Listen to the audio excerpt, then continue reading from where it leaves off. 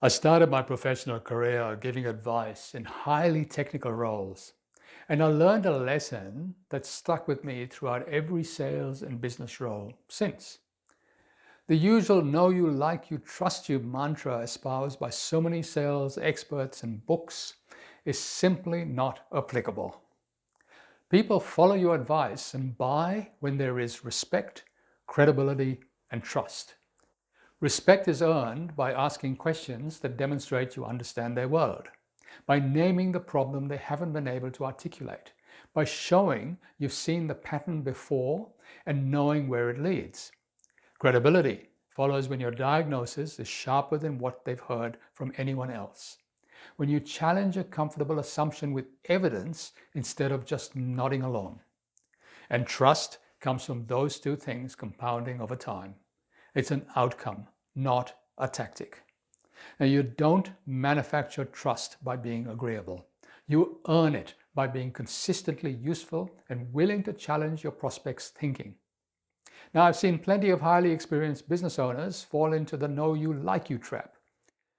Great conversations. Your prospect listens attentively. They nod. You send them a proposal. You follow up politely, and then everything goes dark. You assume the prospect wasn't ready, the timing was wrong, or they went with another option. Usually none of those things are true. The prospect never felt the weight of their own problem. The conversation was comfortable, so the problem felt manageable. And when a problem feels manageable, the status quo wins. They do nothing. Which means you actually did them a disservice. You let them walk away feeling fine about a situation that isn't fine at all. Now, all selling is a form of leadership. You're helping someone see the real issue, acknowledge it matters enough to act upon, and commit to doing something about it. That requires you to stay centered, to ask questions that go deeper than comfortable, to push past vague answers until you reach something specific and concrete. It means being direct about whether you can actually help, rather than trying to stay in every conversation just in case something comes of it. Now, none of this requires you to be aggressive or cold or transactional.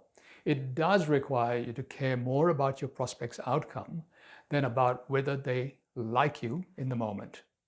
Now, here's the paradox. When you stop trying to be liked and focus on being genuinely helpful, even when it's challenging, you end up being liked more. People remember the person who told them the truth. They refer the advisor who challenged their thinking. They come back to the consultant who made them slightly uncomfortable but turned out to be right. They don't remember the ones who nodded along and sent a nice follow-up email. Now, if any of this sounds familiar, it's worth asking yourself which version you're showing up as. Now, if you'd like a framework for asking the questions that actually move deals forward, I have a document, Close That Deal, which is a short guide on the techniques that separate experts who win from the experts who just sound impressive. If you'd like it, drop me a note. Till next time, this is Rashid Kotwal.